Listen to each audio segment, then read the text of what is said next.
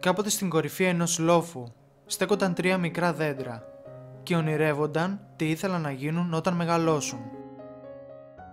Το πρώτο κοίταξε ψηλά τα αστέρια και είπε: «Θέλω να φυλάω ένα θησαυρό. Θέλω να είμαι καλυμμένο με χρυσάφι και γεμάτο πολύτιμους λίθους. Θα είμαι το πιο όμορφο θησαυροφυλάκιο στον κόσμο».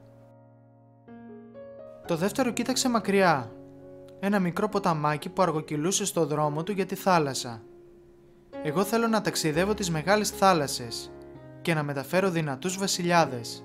Θα είμαι το πιο δυνατό καράβι στον κόσμο». Το τρίτο κοίταξε χαμηλά στην κοιλάδα από κάτω, όπου δραστήριοι άντρες και γυναίκες δούλευαν σε μια πόλη γεμάτη ζωντάνια. «Εγώ δεν θέλω να αφήσω την κορφή του βουνού. Θέλω να γίνω τόσο ψηλό που όταν σταματούν οι άνθρωποι για να με κοιτάξουν, θα σηκώνουν τα μάτια τους στον ουρανό και θα σκέφτονται το Θεό. Θα είμαι το ψηλότερο δέντρο στον κόσμο». Τα χρόνια πέρασαν, ήρθε η βροχή, βγήκε ο ήλιος και τα μικρά δέντρα ψήλωσαν. Μια μέρα 3 ξυλοκόποι ανέβηκαν στο βουνό. Ο πρώτος κοίταξε το πρώτο δέντρο και είπε: «Αυτό το δέντρο είναι όμορφο. Είναι ακριβώς αυτό που θέλω», είπε. Και με μια κίνηση του αστραφτερού τσεκουριού του, το δέντρο έπεσε.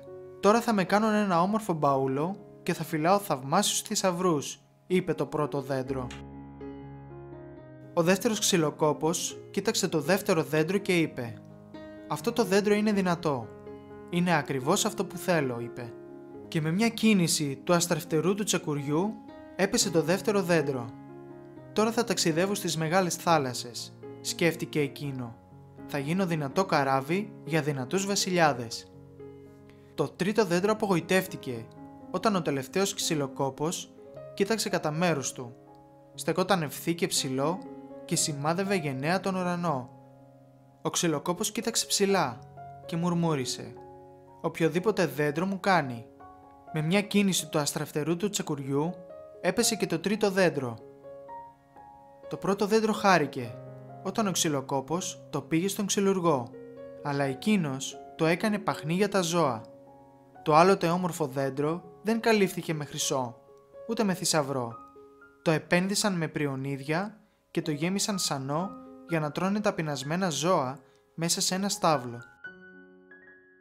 Το δεύτερο δέντρο χαμογέλασε όταν ο ξυλοκόπος το πήγε στο ναυπηγείο. Όμως κανένα δυνατό καράβι δεν φτιάχτηκε εκείνη τη μέρα. Αντί γι' αυτό, το άλλο δυνατό δέντρο με το σφυρί και το πριόνι έγινε μια βάρκα για ψάρεμα.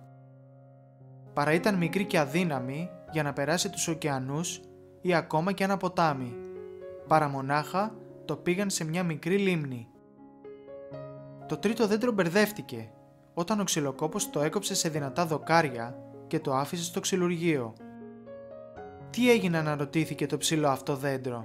«Αυτό που ήθελα πάντα ήταν να στέκομαι στην κορυφή του βουνού και να δείχνω το Θεό». Πολλές μέρες και νύχτες πέρασαν. Τα 3 δέντρα σχεδόν ξέχασαν τα όνειρά τους. Αλλά μια νύχτα, χρυσό φεγγαρόφος ξεχύθηκε πάνω στο πρώτο δέντρο, καθώς μια νεαρή γυναίκα απόθεσε το νεογέννητο μωρό της μέσα στη φάτνη. «Μακάρι να μπορούσα να το φτιάξω μια κούνια», ψιθύρισε ο άντρας της.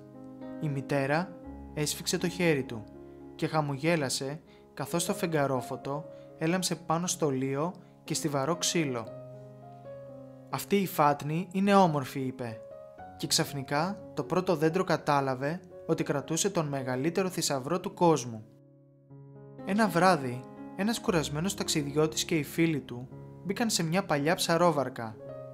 Ο ταξιδιώτης αποκοιμήθηκε, καθώς το δεύτερο δέντρο άνοιξε ήσυχα τα πανιά του μέσα στη λίμνη. Γρήγορα σηκώθηκε σφοδρή καταιγίδα γεμάτη κεραυνούς. Το μικρό δέντρο λύγησε από το φόβο. Ήξερε ότι δεν είχε τη δύναμη να μεταφέρει τόσους πολλούς επιβάτες με ασφάλεια μέσα στον αέρα και τη βροχή. Ο κουρασμένος άντρας ξύπνησε, σηκώθηκε, άπλωσε το χέρι του και είπε: «Ησύχασε». Η καταιγίδα σταμάτησε τόσο γρήγορα όσο είχε ξεκινήσει και ξαφνικά το δεύτερο δέντρο κατάλαβε ότι μετέφερε το βασιλιά του ουρανού και της γης. Μια Παρασκευή πρωί, το τρίτο δέντρο ξαφνιάστηκε όταν τράβηξαν τα δοκάρια του από το ξεχασμένο σωρό με τα ξύλα.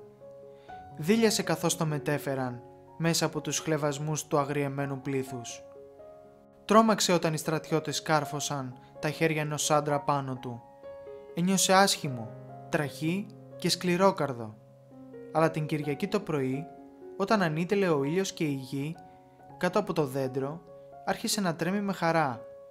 Το τρίτο δέντρο ήξερε ότι η αγάπη του Θεού είχε αλλάξει τα πάντα. Είχε κάνει το τρίτο δέντρο δυνατό και κάθε φορά που οι άνθρωποι σκέφτονταν το τρίτο δέντρο, σκέφτονταν το Θεό. Αυτό ήταν καλύτερο από το να είναι το ψηλότερο δέντρο στον κόσμο. Γι' αυτό, την επόμενη φορά που θα στενοχωρηθείτε, επειδή δεν γίνεται αυτό που θέλατε, απλά παραμείνετε στη θέση σας και νιώστε ευτυχισμένοι, γιατί κάποιος, κάπου αλλού ίσως, σκέφτεται κάτι καλύτερο να σας δώσει.